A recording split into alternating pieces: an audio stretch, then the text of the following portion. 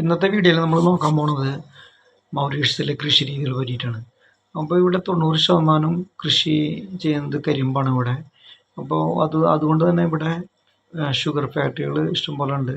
അപ്പോൾ ഈ ഷുഗറെല്ലാം ഇവിടെ തയ്യാറാക്കിയിട്ട് മറ്റുള്ള രാജ്യങ്ങൾക്ക് ഇവരവിടെ എക്സ്പോർട്ട് ചെയ്യുന്നുണ്ട്. അപ്പോൾ മൗറീഷ്യസിലേക്ക് മെയിനായിട്ടുള്ളൊരു വരുമാനം കൊണ്ടുവരുന്ന ഒരു കൃഷി രീതിയാണ് ഈ കരിമ്പ്.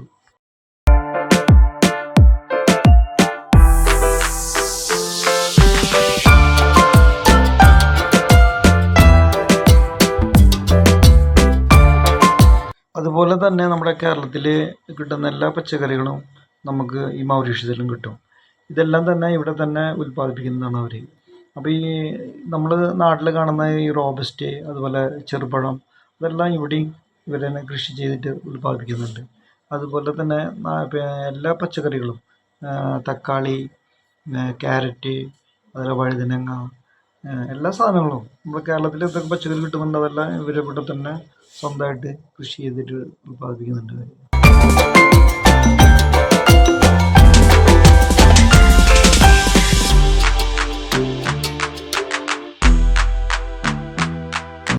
ഇവിടെ കൃഷിക്ക് അനുയോജ്യമായിട്ടുള്ള കാലാവസ്ഥയാണ് ഉള്ളത്.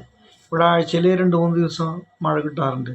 അതുപോലെ തന്നെ നല്ല അതിഭയങ്കരമായ ചൂടും ഇവിടെ ഉണ്ടാകാറില്ല. മാക്സിമം ഒരു 20 ഡിഗ്രി സെൽഷ്യസ് ചൂടാണ് ഇവിടെ ഉണ്ടാവാറ്. അതിൽ കൂടുതൽ ഇവിടെ വരാറില്ല.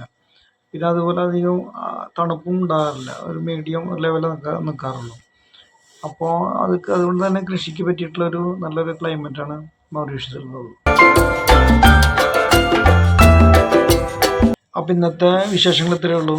അപ്പോൾ നമുക്ക് അടുത്ത വീഡിയോയിൽ കാണാം. നമുക്ക് എല്ലാവർക്കും